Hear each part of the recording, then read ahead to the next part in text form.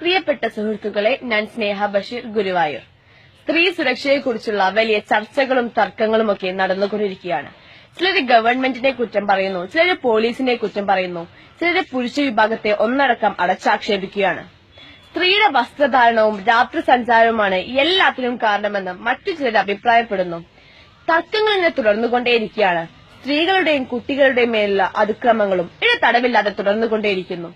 വളരെ ചെറിയൊരു വിഭാഗം പുരുഷന്മാരാണ് ഇവിടെ സ്ത്രീയുടെ ശത്രുപക്ഷത്തുള്ളത്. ബഹുഭൂരിപക്ഷം പുരുഷന്മാരും സ്ത്രീയുടെ നല്ല സംരക്ഷകരാണ്.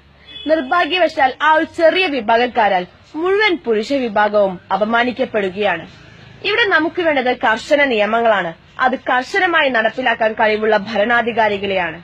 രാഷ്ട്രീയ പാർട്ടികളോ സാമൂഹ്യ സംഘടനകളോ കൊടിപിടിക്കുന്ന സമരക്കാരോ ചാനലിലെ അന്തിച്ചർച്ചകളോ ഒന്നുമില്ലാത്ത ഗൾഫ് രാജ്യങ്ങളിൽ സ്ത്രീക്ക് ഏത് പാതിരാത്രിയും ഇറങ്ങി നടക്കാം.